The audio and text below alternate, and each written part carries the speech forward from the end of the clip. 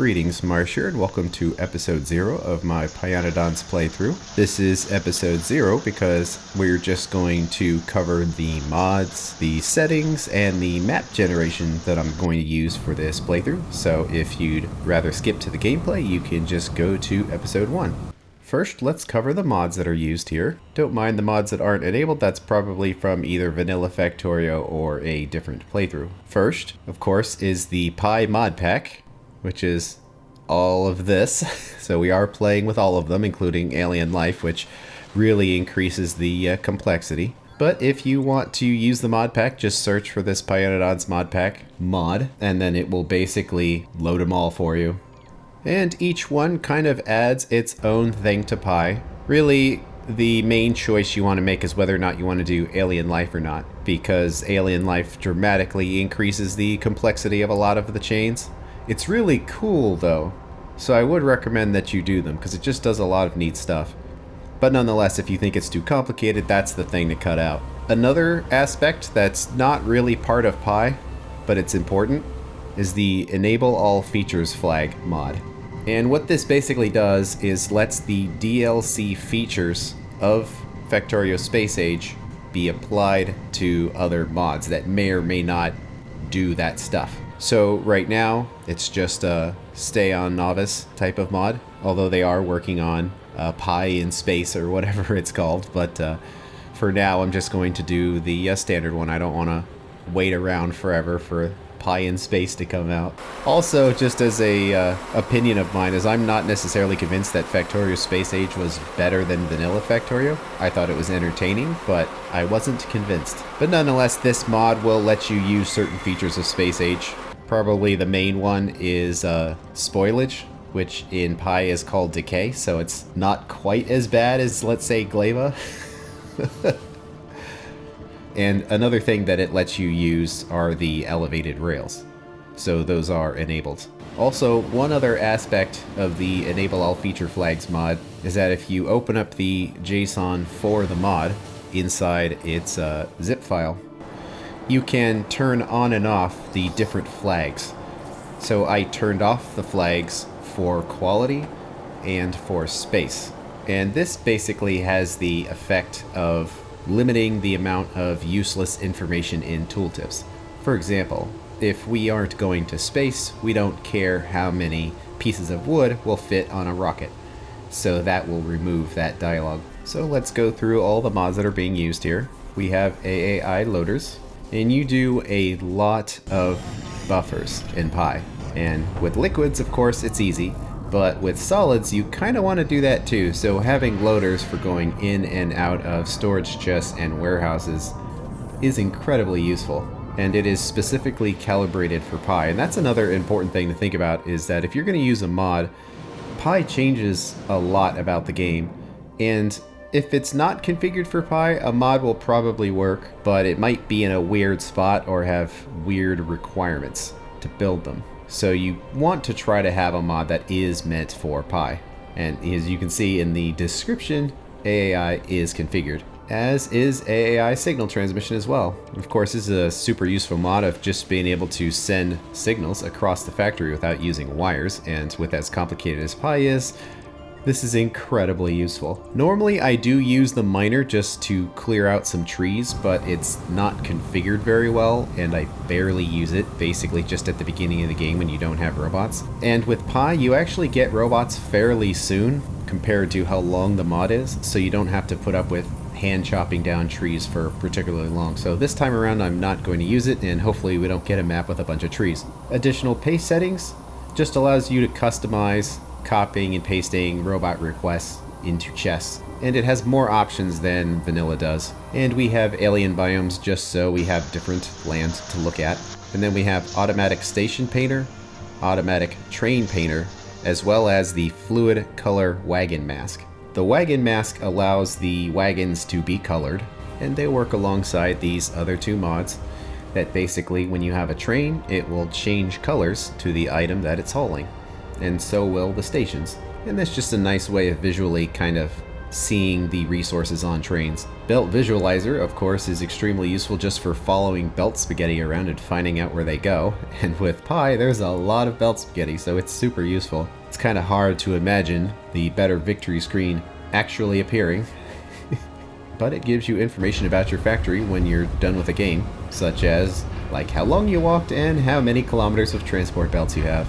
I usually use Bottleneck, but this time around I'm going to use Bottleneck Light. They're essentially the same thing, where they put colored circles on machines to tell you how fast they're running or if there's a problem.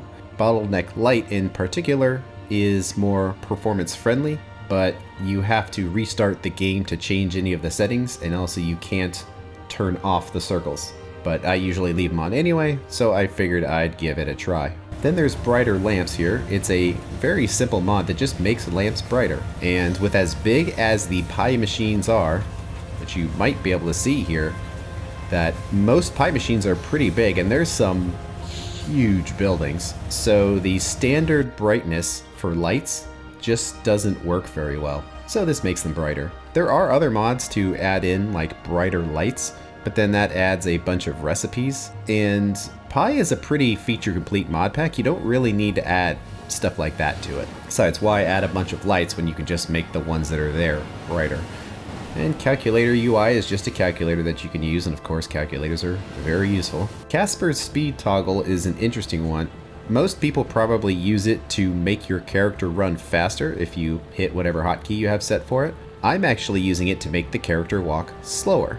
And that's because the floor tiles for Pi are much faster than vanilla floor tiles. In fact, the fastest tile is actually 350% walking speed. So even without exoskeletons, it can be very hard to like position your character in a specific spot, like to clear off extra items off a belt or something. So being able to slow your character down is kind of important. So that's what I'm using that for. Circuit HUD just allows you to track circuit network signals and put them on your window. And that is a much easier way of flowing resources than just moving around the map and looking at tanks, basically. It's usually used for fluid handling, but nonetheless you could use it for anything. Configurable lamp times just allows you to set when the lamps turn on and off based on the night cycle, and I've changed the night cycle, so I'll have to talk about that later, but this gives you more flexibility when the lights turn on and off, and that will make sense when we look at the mod settings. I usually use configurable valves for Pi. This time around I'm going to not use them, but basically it's just a 1x1 pump, and you can enable various circuit conditions on it based on input and output. The reason why I don't want to use it is it's kind of a little derpy to use. So basically if you want it to, let's say, overflow, instead of having some kind of UI to do that, you actually just select the I signal and say if I is more than 80%, then it will overflow at 80. So it works, but it's just kind of weird. So I'm just going to use what's included with Pi. And in a way you might see them as a little overpowered because they don't use electricity and they're 1x1s, which is a really compact way of doing this, but it doesn't really matter. If you like them, just use them. But this time around I'm going to try to use what Pi gives. And some of these here are utility mods used with other mods, so I won't bother covering those. Binaural dynamics is what I'm using to change the day-night cycle. I thought it would be hilarious if I slowed down the day-night cycle of the game to be real time. In other words, a day in Factorio will take 24 hours of gameplay to complete. So that's what I'm doing. People who see these videos are going to think, did he sync Factorio with real life? No, but this indirectly will be a huge nerf to solar panels. Not that Pi gives you any shortage of ways of generating power, so that's not going to be a problem, but nonetheless, you are not going to be holding 12 hours of electricity in accumulators with these kind of settings. That said, we will have to change the start time of the game to be in the morning because we'll need to research and build lamps before the night comes. And you could do that within 10 hours or so. So that's not a problem. We'll be able to get lamps before the sun goes down. Energy Combinator is one of many combinator mods. It just lets you do more stuff, and this one will look at the electrical network and give you signals based on that. It has very limited use cases, but it can be useful to track the energy consumption of the factory. For example, you can combine it with Circuit HUD and have a signal that just says how many megawatts or gigawatts of power the factory is using right now. So instead of actually having to click on a wire to find out, it would just be in the bottom corner of your screen and you would just know. So that's the kind of thing that's useful for. Even distribution is for basically dragging across multiple machines and just dropping items equally among them rather than doing it like one at a time. It's just a very useful mod, especially in Pi when you have lots of byproducts, lots of chess. So it comes in handy. Picker dollies allows you to move machines without actually picking them up. Although you get robots fairly early in Pi, you still have to go dozens of hours without them. So being able to just move things quickly without having to pick them up is a huge time saver when you don't have robots. And even when you do have robots, it's nice just to be able to move stuff. It probably comes the most in handy when you have a complicated circuit setup. It'll allow you to move the combinators without actually unhooking the wires. I don't really use Expand Tooltip very often, but what it does is it just gives you a button that will turn off the minimap when you're hovering over something. It's kind of jarring because the minimap will appear and disappear every time you hover over an item, but some buildings have really long just descriptions and details where they can wrap the bottom of the screen, especially if you have Circuit HUD down there, which I do. If in the event that you just can't see the whole tooltip, that's a mod that will get rid of the map and then you'll probably be able to see the whole thing, just briefly basically. Extra zoom, I don't have it enabled, but I might turn it on later. It just gives you more zoom. So basically, by default, it'll let you zoom out about twice as much as normal. And with as big as the Pi buildings are, and as big as the builds can get, that could be useful. But for now, I'm going to try just not to use it. Factory search is extremely useful. You can just search for anything in your factory. So like this tooltip here, they are searching for green circuits, and they have selected products and storage. So what that means is it's going to show every machine that creates green circuits and every container that have green circuits in it. You can search for so much stuff with that, and that's just fantastic for finding things. Filter combinator, it's not really necessary, but what it does is it lets you pull out certain signals off of a wire that has many. So it could be very useful for like your logistics network, and also just wires that have a ton of signals on them. You can do the same thing with an arithmetic combinator, but what you have to do is take the thing you want and then multiply it by 1, and then that will give you only that signal. However, you have to have a combinator for every signal.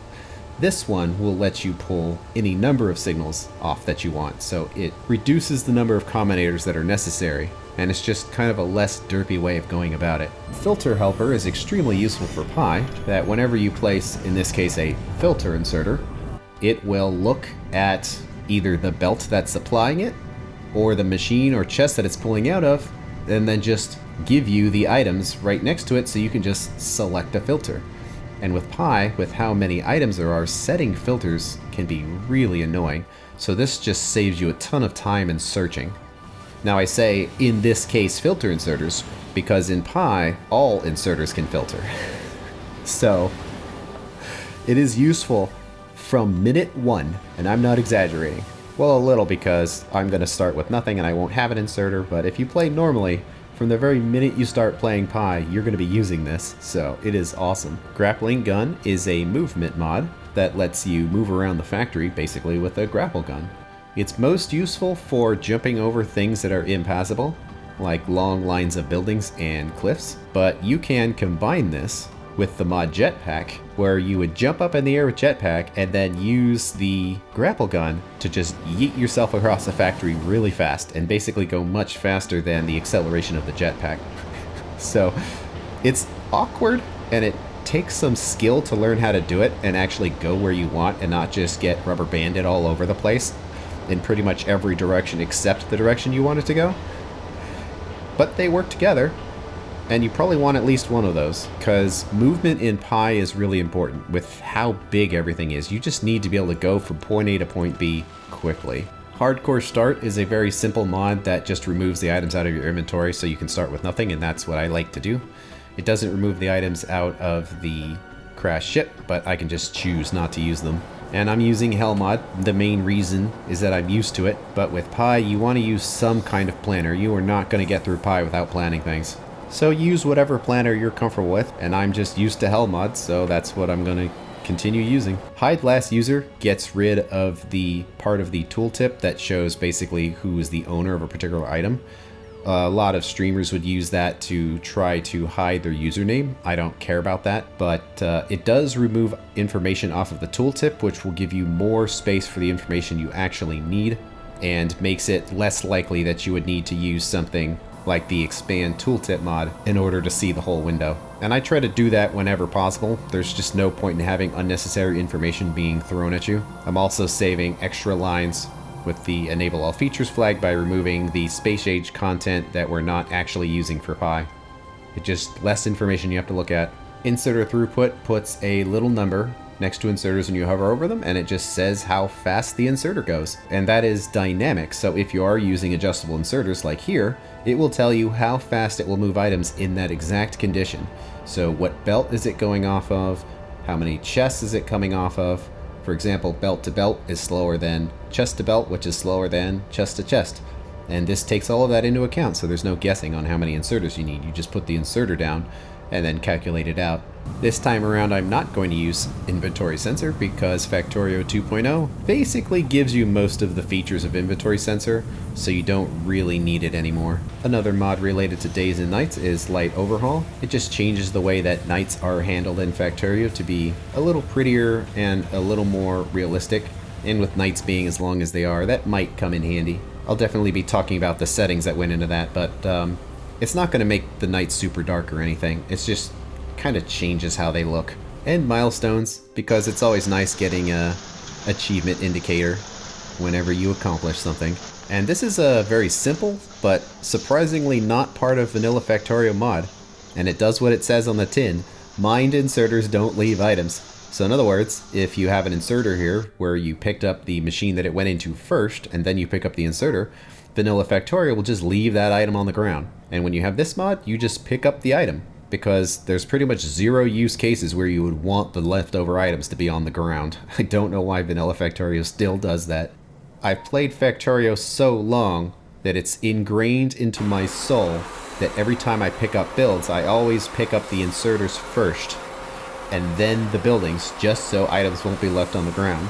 But with this mod, you don't have to worry about it. I haven't used minimal wire before, but I figured I'd give it a try. It just minimizes the amount of wire spaghetti. So if you've ever made a build and you place it and then all the wires aren't in the right spots because the robots built it wrong, this will make it so it's just clean and appealing to look at. Module inserter for placing modules into buildings. It is especially useful when you want to upgrade modules in buildings.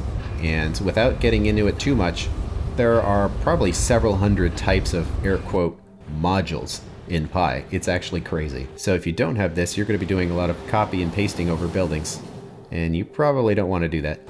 Nixie tubes for just showing numbers on the ground, and I basically use it for showing the contents of chests and storage tanks, and in other cases like fuel inside of reactors and temperatures, without actually having to hover over the item with the mouse. Not only is it easier, just like with Circuit HUD, where you can just see the information without having to actually hover or click on something, but it'll also be useful for you as the viewer, because if you're just looking at the screen and you think, I wonder how many items are in that chest, well, with Nixie tubes you'll just know, and if it wasn't here, I would actually have to like hover over it for you to find out, and you might have to like pause the video at the exact spot to see if you wanted to audit my storage chest.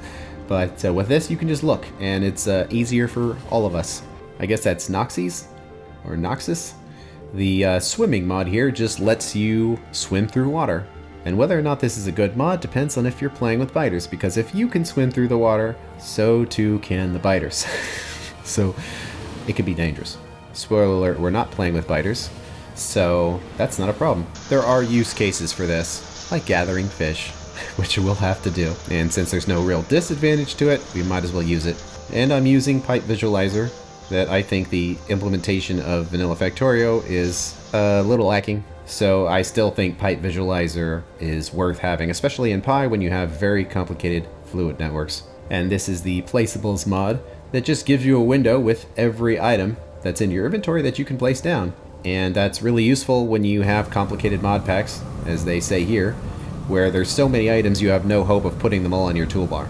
One annoying aspect of this is if you do have an item on your toolbar, it's still going to show up in the placeables. There's a little bit of wasted screen real estate there, but it's so useful, so if you need a placeability, you don't have to physically open your menu and find it, it'll just be on the placeables.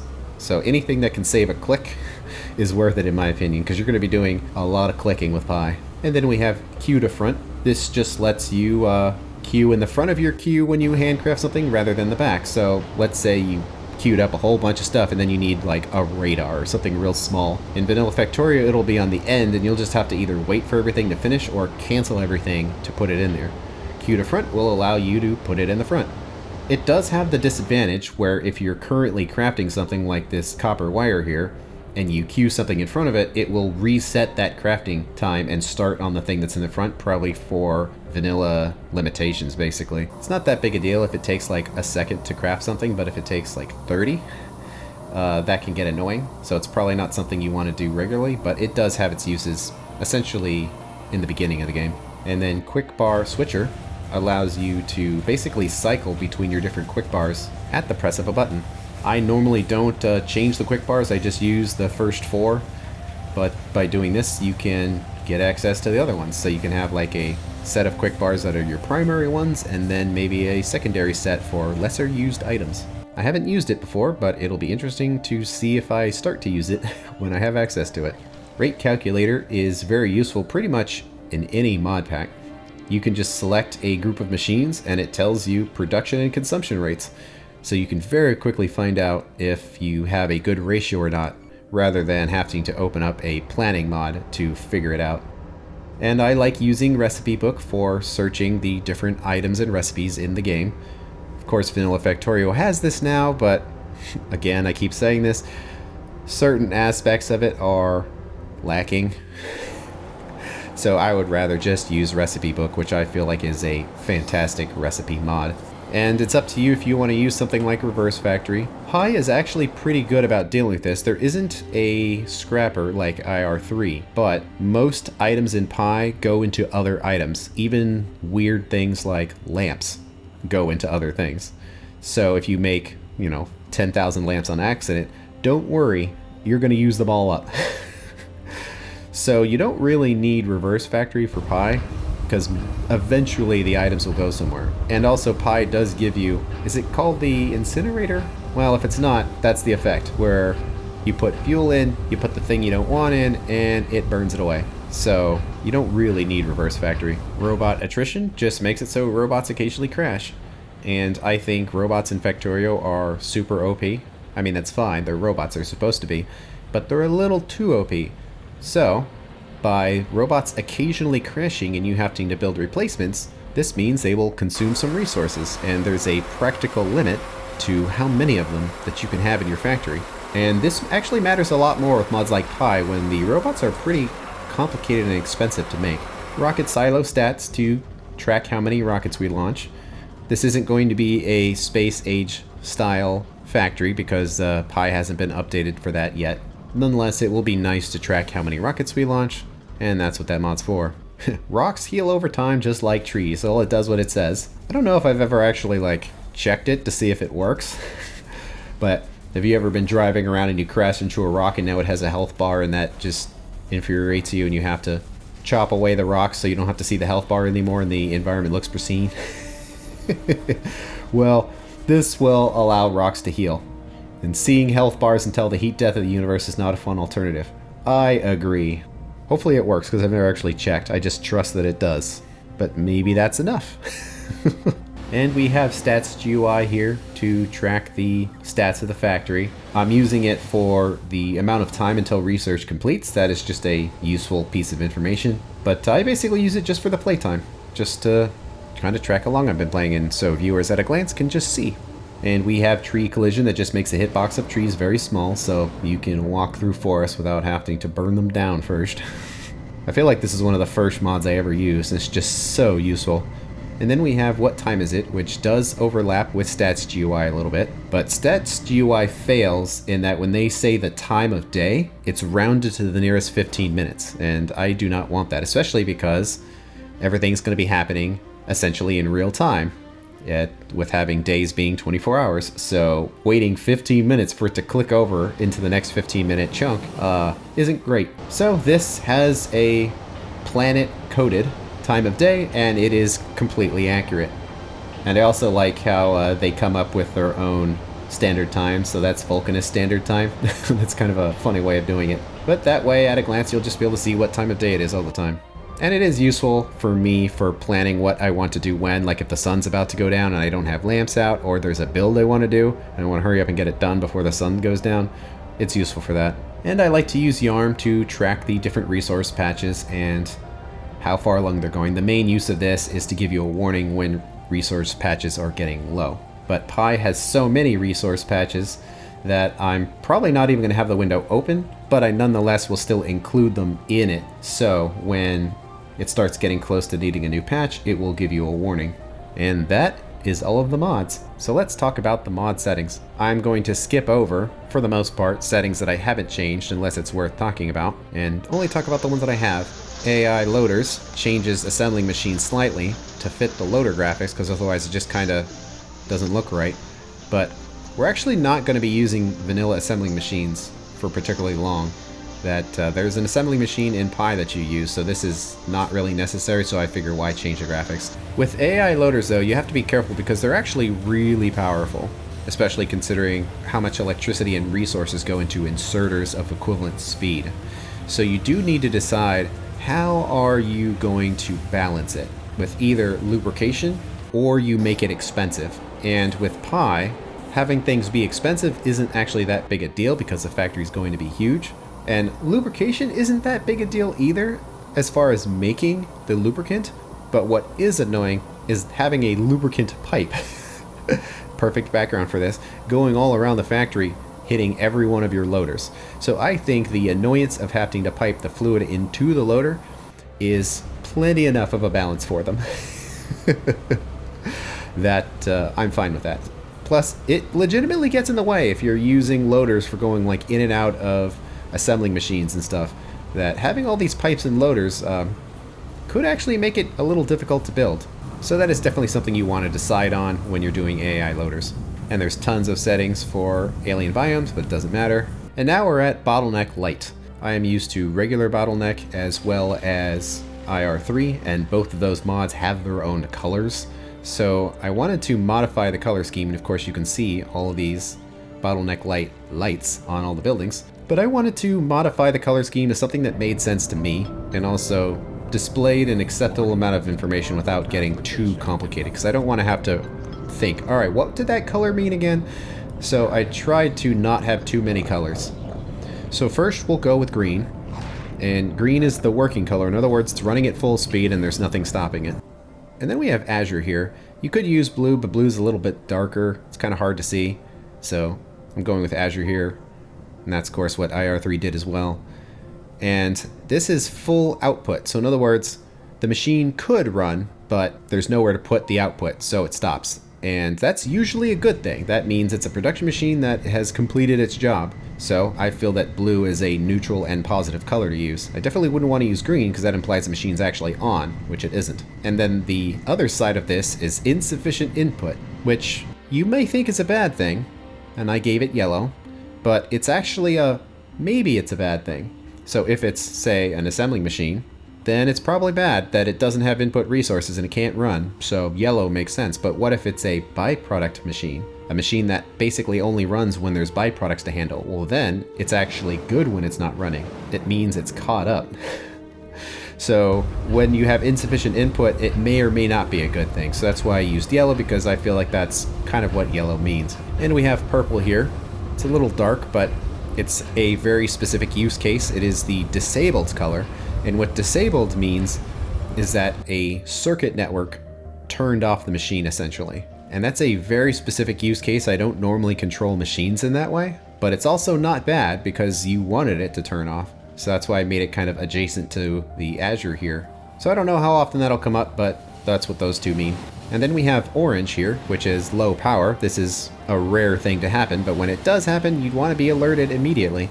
So if every single circle switches to orange, then you know exactly what that means. And now we're down to the bad stuff, the reds. And I made them all the same color because they're all essentially equally bad. No power, so machine won't run if it doesn't have power, so red. No mineable resources. Well, that's bad, so red. It's not super bad because it just means there's nothing left for the miner to pick up, but nonetheless, it should grab your attention. So it's red. And finally, we have idle. Idle means there's no recipe on the machine. And whether or not that's bad actually kind of depends on how you use machines. Most of the time, it's bad. Because obviously a machine can't run if there's no recipe. But if you're using the circuit network to dynamically change the recipe on a machine, and it just so happens there's no current recipe, well then red might give you a false positive, but I don't know how often I'm going to do that, and also the use case of that is so specific. I think it's much better just to alert me to basically machines that don't have recipes, that really should. So that's why they're all red, is because they're essentially configuration issues and that they need to be fixed immediately. But that's what I chose. You can do whatever you want. You can just change the color however you want as well. But I'm going with that. I changed the indicators to medium. They default to the smaller size, and you can see on the backgrounds here that they're a nice appropriate size without being obnoxious. I did turn off glowing indicators, so by default at night you can still see the indicators regardless of how dark it is. And that can be a little weird if it's dark outside and suddenly you see all these just floating circles. So I turned it off so if there's no nearby light, the indicators will be as hard to see as the machines themselves. See how these are going from green to blue? That means they're cycling between being able to put their item on the belt and being clogged by a full belt, which isn't a bad thing. It means that that's essentially how many miners you needed. But with the glowing indicators, it's a very specific use case that it's nighttime and you don't have lights, but you want to see what the indicators say. So I figured it'd just be more visually appealing to turn them off. And then the default for brighter lamps is 70 and vanilla is 40. I talked about the configurable lamp times before, and here we are, where vanilla starts turning the lights on around a brightness of 0.7 and stops at a brightness of 0.5, but with the days being as long as they are, with vanilla settings, it actually lets it get a little dark first before the lamps turn on. And you could be looking at it being a little dark for like 30 minutes of actual in-game time. So I made that to where it barely starts getting dark, like 0.9, and the lights start turning on. Then by 0.8, all of the lights are on. So what this means is all of the lights will be on before Vanilla Factorio would even start turning them on. And then binaural dynamics changes a lot about how light works, but I actually only want it for changing the length of the day. So I disabled it changing the peak darkness, and 0 means it's turned off, so that's means it doesn't change that. And this isn't relevant, but I don't want it messing with light, so I don't know if somehow space platforms would affect anything, but turning that off means it doesn't touch space platforms. And I also turned off the player's light halo because another mod handles that. So the change necessary to make a Factorio day 24 hours long means we are making the day 205.71 times longer than they are now. And then you can specifically set the dusk and dawn settings, and the way these words are used, I'm guessing English wasn't their main language because they kind of use them in a weird way. But thank you for the mod, creator. I appreciate that there's any English at all, but I'm just saying, for settings reasons, it can be a little complicated. So I would understand dusk to when the sun is essentially gone down, and evening to when there's no light at all. But the way this works is dusk is when the darkness starts going down at all. So in other words, the sun starts setting and now it's dusk. The sun doesn't have to be anywhere close to the horizon. And then evening is when it is officially down. And also morning and dawn is kind of reversed as well, where morning is when the sun barely starts coming up and dawn is when it's completely come up. Whereas I would think dawn is when the sun is close to the horizon, then morning is when it has cleared the horizon. Probably shouldn't have said that about the English, because now like 7 people in the comments are gonna well actually me and tell me how I'm wrong. It does also let you change the lamp activation. I think this is kind of bugged, and it's also not clear if it's going to be staggered or not, so I didn't want to mess with that. It does allow you to use flares if you want, but I don't think the recipes are very good for Pi. Not to mention, we're not going to really need the flares. We're going to have lamps, and anytime we're in darkness, it's going to be very brief. Like, for example, we're making a new build, and that's the kind of thing I'm planning of editing out of the video, so you shouldn't have to look at darkness for very long. And then the energy combinator defaults to 5 for the tick rate. That seems really fast. I suppose if you're using it for like controlling various machines, you might want it to be faster, but I'm probably not going to use it for that. I'm just using it for display reasons, so just to save a tiny bit of UPS, I'm just setting that to once per second. And then with picker dollies here, by changing this setting here, it lets you move items in remote view, which could be OP if you could basically move machines around on other planets without being there. But I figure if you have the technology to see something in remote view, you could just go there and move it. So why not just let you move it now? So it could be useful, for example, let's say you want to shut a machine off. You can just like rotate or move a belt or a pipe, and then that machine will shut off without you having to actually walk all the way over the machine just to change one tiny thing. You can see how I keep trying to save walking time in Pi. Spoiler alert, there's a lot of walking. And also transporter mode lets you move things that normally can't be moved, and as far as I can tell, it doesn't have a disadvantage, so I've just enabled it. And then light overhaul is the mod that changes how the lights look. It includes its own wide flashlight, so that's why I'm using that instead of binaural dynamics. And it does have 2 settings if you want it to be brighter or darker. It's not a huge change. Like, you won't be able to see in the dark, but it is a change. Personally, I would prefer dark, but I know a lot of people on YouTube would much prefer it to be bright, so I'm going to use the bright setting for that. And then I'm going to call it Noxie's. Noxie's swimming here, letting you swim in water. There's basically 3 depths of water in Factorio, or is there 4? Well, there's 2 types of deep water that you can't swim in. Regular water and deep water. And the main selection here is, are you allowed to swim in the deep water? If you have biters on, it could be real bad if any water on the entire map, they can just swim wherever they want. But I figure if we're swimming, we might as well be allowed to swim anywhere, and it will slow you all the way down to a quarter of your normal speed if you're in the deep water. But you can also change the nerf to your speed in that window if you want. Like, you could just make it 1, I guess, if you don't want the water slowing you down. And then we have decay here that by default Pi doesn't turn on decay, and for this to work, you do have to have the enable all features flags mod. And I like how they call it decay. There's not too many recipes that use it. It might sound like a lot when they say 100 plus, but with how many recipes are in Pi, it's got to be in the thousands. That's actually not that many. So only very specific things will have decay attached to them. But the mod creators have said they've gone out of their way to make it not obnoxious. They're actually trying to make it fun. Like, I actually liked Gleba. Just gonna say that now. I thought it was pretty cool, but I don't know what else to say other than to sigh. It was obnoxious.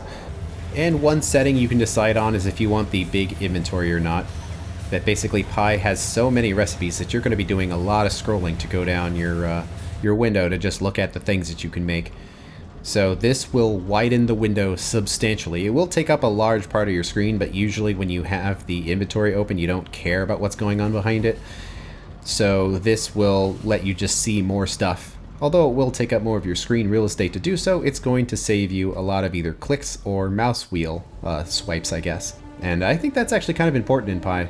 That I've actually made my middle finger kind of sore from scrolling too much in Pi. Like, there's so much of it, so I'm going out of my way to do as little scrolling as possible. So this helps. Don't worry, my finger's fine. Too much video gaming. But those are all the startup settings, so now we'll go into the map settings. With Automatic Station Painter, you can tell it how quickly you want it to blend the colors. I would rather change the colors immediately.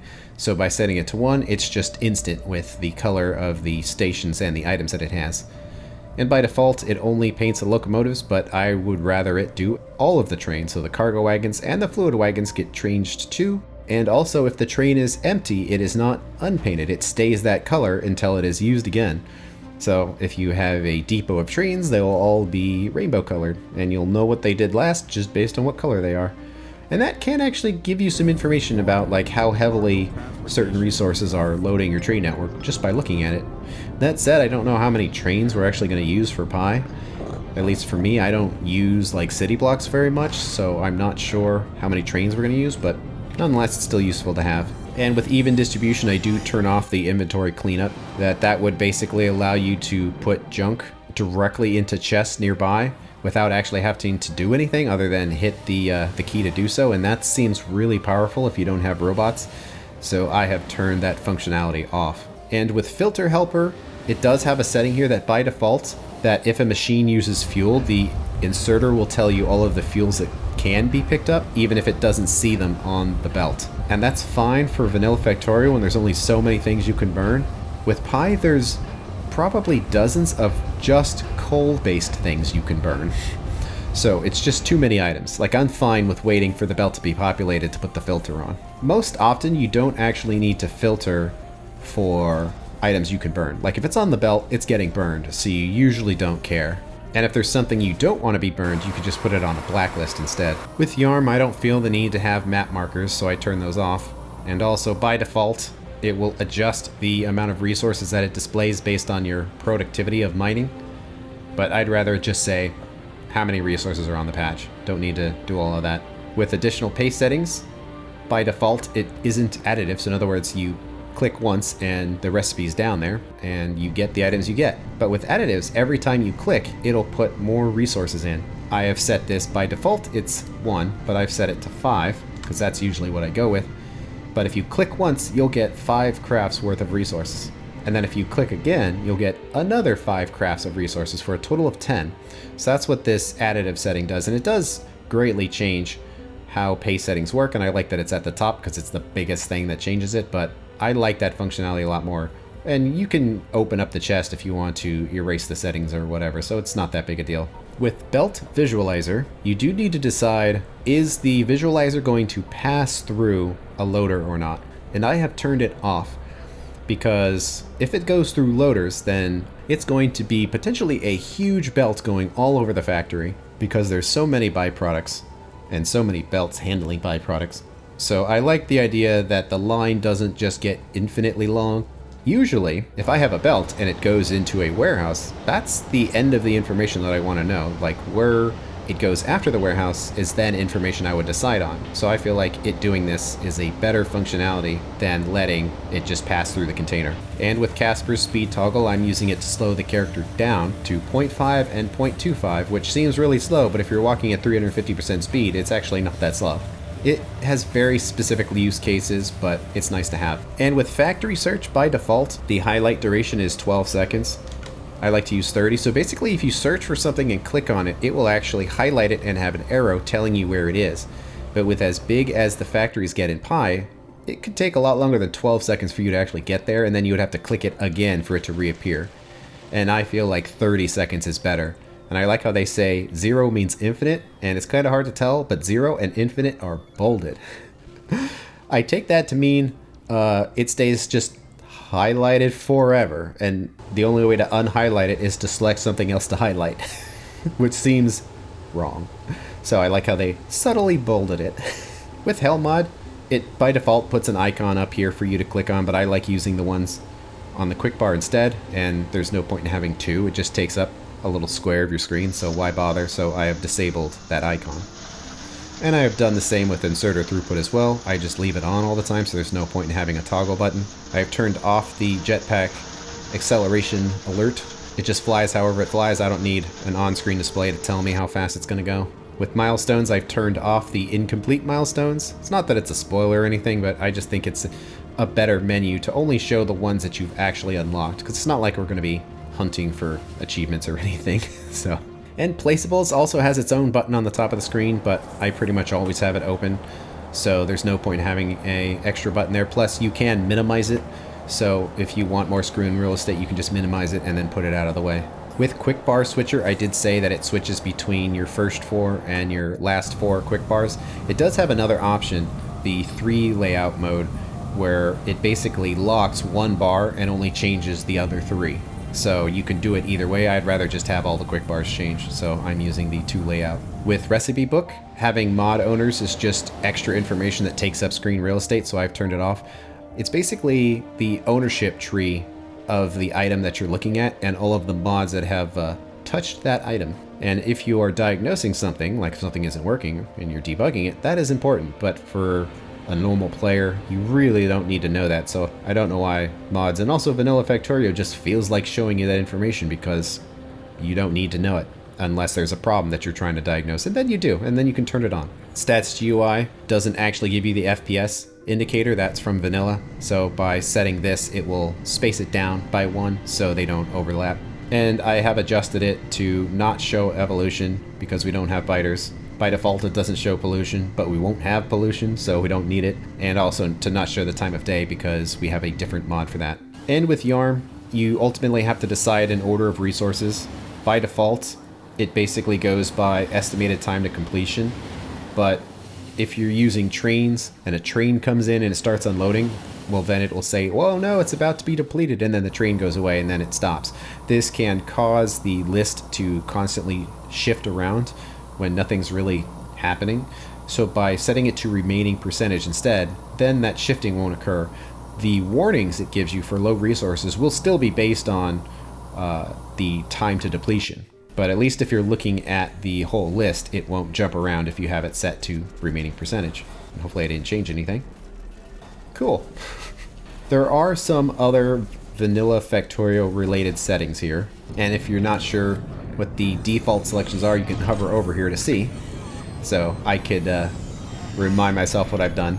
But I've turned off tips and tricks because we're not going to be using those. And I would rather not use the flat character GUI. The Pi setting for this that makes the menu wider, it says it works better with flat, but I think it works worse. I don't know why they say that.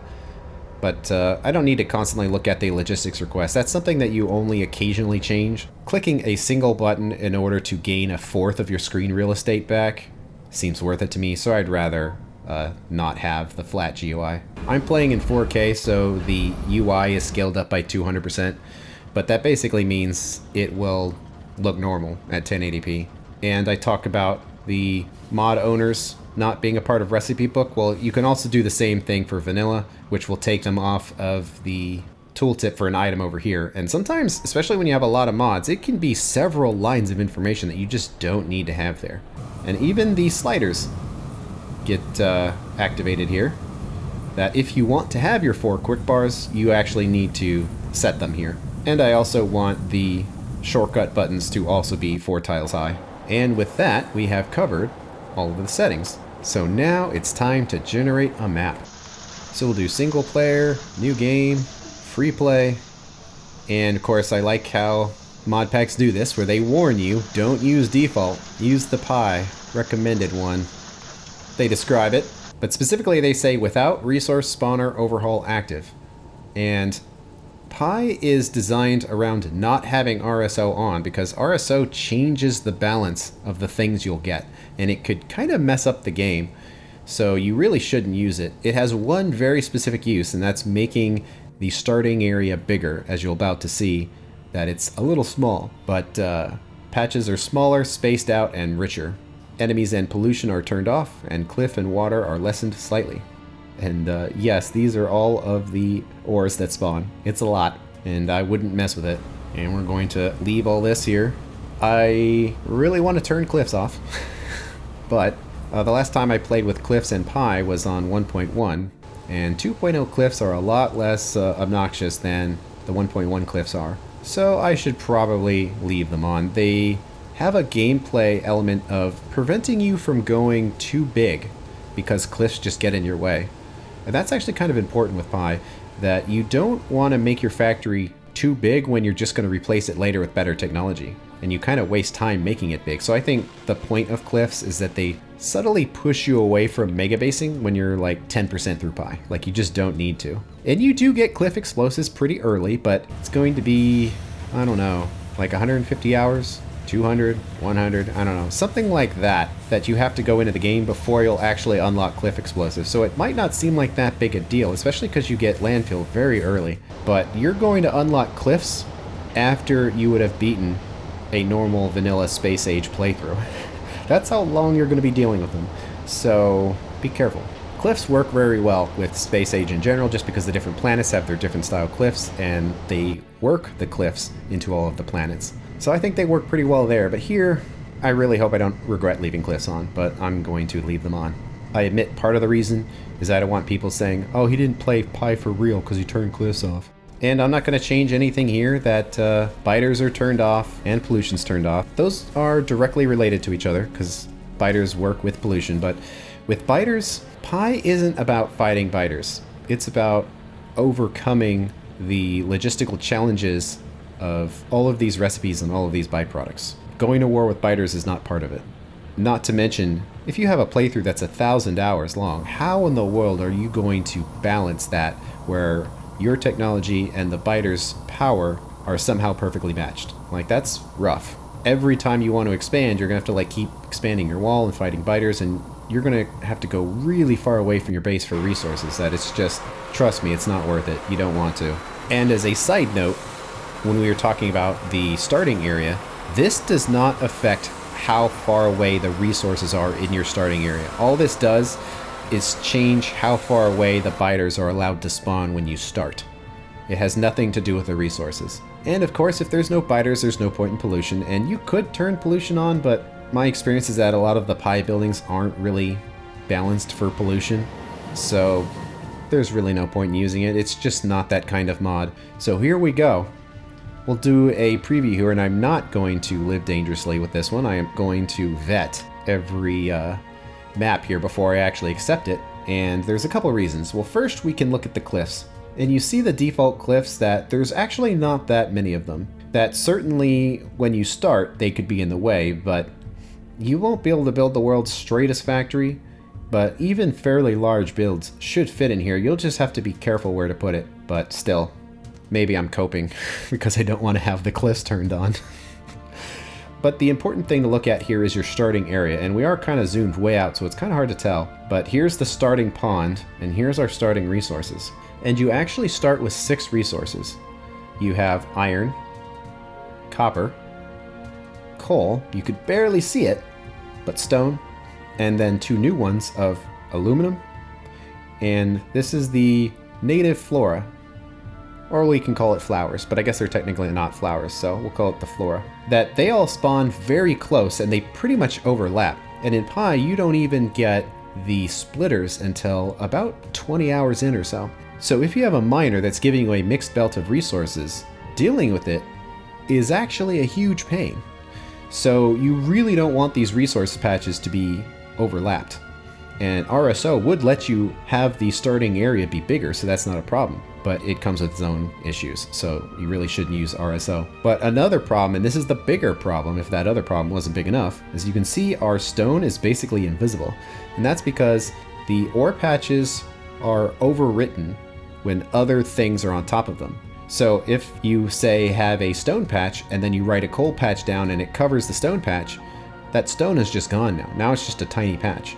Flora and aluminum have their own special miners, so you don't have to worry about that. But the other 4 vanilla resources, they all share their same miners, so you really don't want them to be overlapped. So basically you're going to be redoing the seed over and over and over again. So if we have any old timers in here that have played the really old RPGs where you had to roll your character stats, and if you got bad ones, you just re-rolled it, and they were random. So you would sit there for however long your patience lasted, you know, re-rolling until you finally got like the stats you were looking for. That's what this feels like. So I thought I was past that in the 90s, but nope, here we are. So you can see we redid the map, but there's still overlap. And in fact, I can't even see the stone anywhere. I guess it is. It's like, is that it? Like right there? Like, you need all these patches. You need the stone patch. And if something gets overwritten and the closest one is like out here, that could be awful. So you basically just keep redoing it. Luckily, you don't have to worry about any biome related resources. So like in IR3, you had to worry about the rubber trees, but in Pi, it's not a problem. The only thing you absolutely have to have is some water, which of course you'll start with your starter pond. That'll give you everything you need. Other than that, there's no biome specific resources, so you don't have to worry about that. And is this one better? I tried to like zoom in, but nope. I mean, there is a little bit of overlap there. I still can't even see the stone, or I guess it's right here. I mean, that's not awful, but I really don't like this overlap of copper, because copper tends to be one of the first things you run out of. So I don't like that. And this one, yeah. I'm going to refresh the seeds for a while until I finally get one I like. So I will be back in a second after I've checked out a bunch of seeds. Oh no. Oh no. So I'm saying oh no because it's all ice and snow. It's a snow map. So that's bad. Mainly because, well, it's bright. Hurts my eyes. But walking on snow is some of the slowest tiles you could walk on, which means the early game is going to be a little slower than it would have been normally. Of course, I'll put some tiles down so we can walk faster. But I'm saying oh no because it's actually pretty decent. The only overlap is with iron and flora here, and those don't share miners. So this actually wouldn't be terrible. It looks like there is some other overlap with something else right there, but that's just another resource. Not that it matters, it's not a starting resource, so we don't have to worry about it. But yeah, that copper patch looks a little small.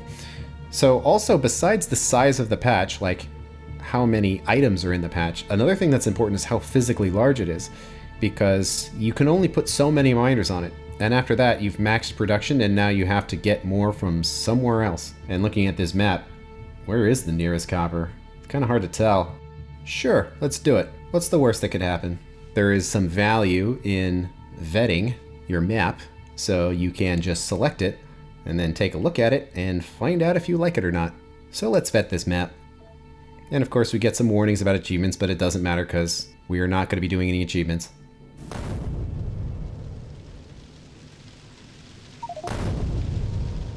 So here we are. We have crashed. Milestones have told us that it has configured itself. And you can see we are on ice and it is very slow. And this is what nighttime would look like, so it's actually not that dark. But actually having a complete lack of trees is kind of a problem. But I wanted to look at basically what these patches look like. Because we actually do need some amount of trees for like power poles and things. So those are our two patches. So it's 246,000 and 161, which is actually pretty big. Oh, that's titanium. Is titanium part of the starting patch? You do need that resource pretty quickly. It is a little annoying that it's so close, but it's kind of funny that I'm actually complaining about not having trees, because normally the trees are always in your way and you would need something like that miner from AI Industries to cut the trees down. Actually, there's no rocks either. I mean, it's fine. I don't know. Not so sure about this. So let's exit out. Modified. What did I modify about that? I feel like I didn't change anything. But anyway, you can do preview again and note that it actually keeps your seed for you. So if you didn't know that it did that, it does. Let's change it back just to be sure. But yeah, I'm not sure about that. And you can definitely tell that there's like no trees. I mean, it would make expanding easier, but I don't know. So you can record the seed and type it back in if you change your mind. But let's check out a few more. I don't mind an ice map, and I was actually thinking of maybe even going out of my way to do an ice map. I told you we're going to be clicking a lot. This is probably the worst part about the mod, is just generating the map. I wish there was a way of spreading these out, but from what I understand, there isn't. It's just how the resources spawn. And unfortunately, RSO just kind of messes with things that negatively impact Pi. Okay, well, I was like, okay, this is almost good, but here's a perfect example. See how the coal patch, like, has a few pixels of iron? And that is it. Like, obviously, this isn't a completely unusable map. You do have to be careful, and I can see how people start Pi, and then they can be playing and be like, where's the iron? Oh, God, how do I make these things? And just think that you're stupid or you're not playing it right, when in reality, you just got screwed by the map generator. I don't know. I'm not feeling any of these maps. Probably looked at a few hundred by now.